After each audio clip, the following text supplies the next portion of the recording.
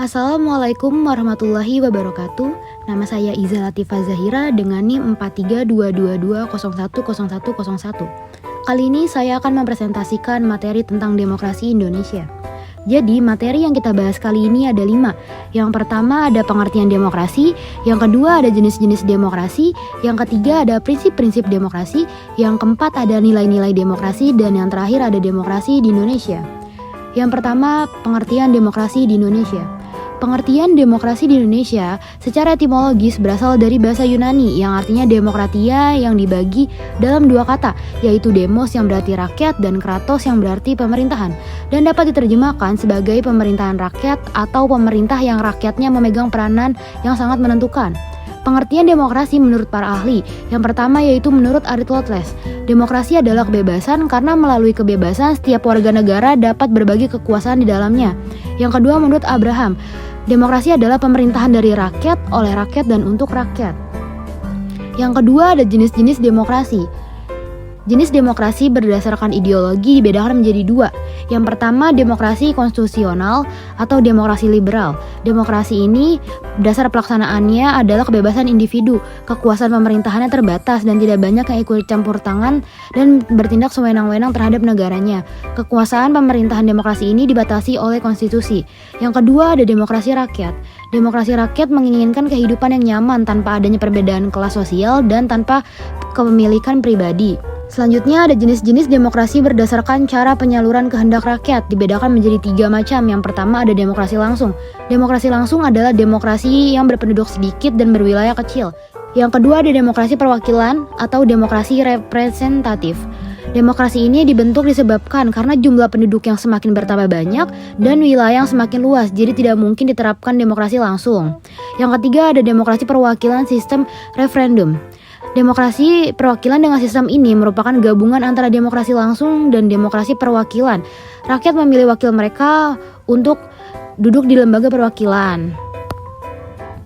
Yang ketiga ada prinsip-prinsip demokrasi. Prinsip budaya demokrasi dibagi menjadi 4. Yang pertama ada kebebasan. Kebebasan adalah keleluasaan untuk membuat pilihan terhadap keberagaman pilihan atau melakukan sesuatu yang bermanfaat bagi kepentingan bersama. Yang kedua ada persamaan. Persamaan di setiap negara terdiri atas berbagai suku, ras, dan agama.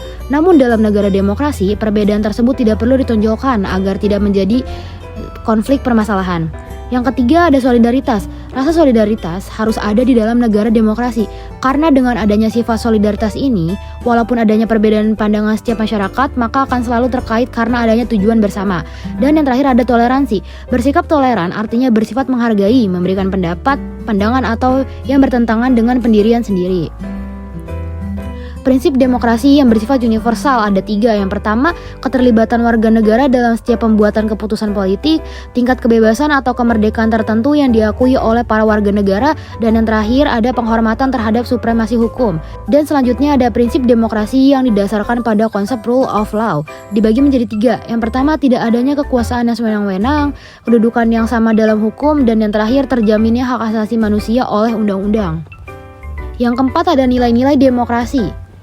Pengertian nilai demokrasi, nilai atau value adalah sesuatu standar perilaku yang telah diyakini dan secara psikologis telah menyatu dalam diri seseorang. Jadi dapat disimpulkan bahwa nilai demokrasi adalah sebuah gagasan atau pandangan hidup yang mengutamakan persamaan hak dan kewajiban, menghargai kebebasan pendapat, memahami dan menyadari keanekaragaman dalam lingkungan masyarakat. Manfaat nilai demokrasi dibagi menjadi beberapa bagian. Yang pertama, membuat masyarakat memiliki rasa tanggung jawab. Selanjutnya, kerjasama antar sesama masyarakat untuk mendapatkan tujuan yang diinginkan. Yang ketiga, meningkatkan rasa empati sesama masyarakat, lalu menciptakan komunikasi yang aktif, dan yang terakhir, memberikan kesejahteraan bersama.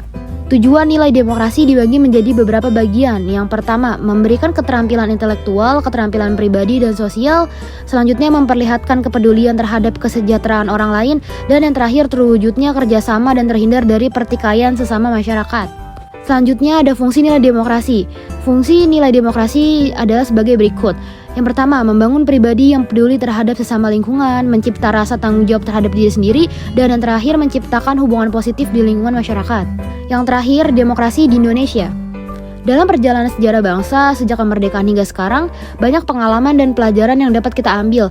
Dan ada 4 macam demokrasi yang pernah diterapkan dalam ketatanegaraan. Yang pertama ada demokrasi liberal, yang kedua ada demokrasi terpimpin, yang ketiga ada demokrasi Pancasila, dan yang terakhir demokrasi langsung di era reformasi.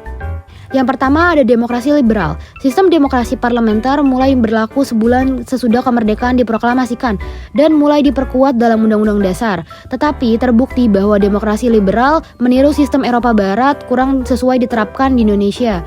Yang kedua ada demokrasi terpimpin. Sistem politik pada periode ini adalah dominasi peranan presiden, terbatasnya peranan politik dan berkembangnya paham komunis. Akan tetapi dalam demokrasi ini banyak terjadi penyimpangan Pancasila dan puncaknya terjadi perebutan kekuasaan oleh PKI atau yang biasa disebut dengan G30 SPKI yang merupakan bencana nasional bagi bangsa Indonesia. Selanjutnya ada demokrasi Pancasila. Periode ini ingin mengembalikan dan memurnikan pelaksanaan pemerintah yang berdasarkan Pancasila secara konsekuen dan murni. Demokrasi Pancasila mengandung arti yang berpangkal kepada kekeluargaan dan gotong royong. Yang terakhir ada demokrasi reformasi Pancasila. Pelaksanaan demokrasi reformasi ditandai dengan lengsernya Presiden Soeharto yang telah menjabat selama 32 tahun. Orde reformasi ini menjadi konsensus untuk mengadakan demokrasi dalam segala bidang kehidupan, terutama pada bidang politik, ekonomi, dan hukum. Dan beberapa perubahan pelaksanaan demokrasi pada era reformasi yaitu: yang pertama ada pemilihan umum lebih demokratis, yang kedua ada partai politik lebih mandiri, dan yang terakhir lembaga demokrasi lebih berfungsi. Sekian presentasi saya tentang demokrasi Indonesia. Apabila ada kesalahan kata atau kurangnya materi pada presentasi kali ini, saya mohon maaf. Wassalamualaikum warahmatullahi wabarakatuh. Terima kasih.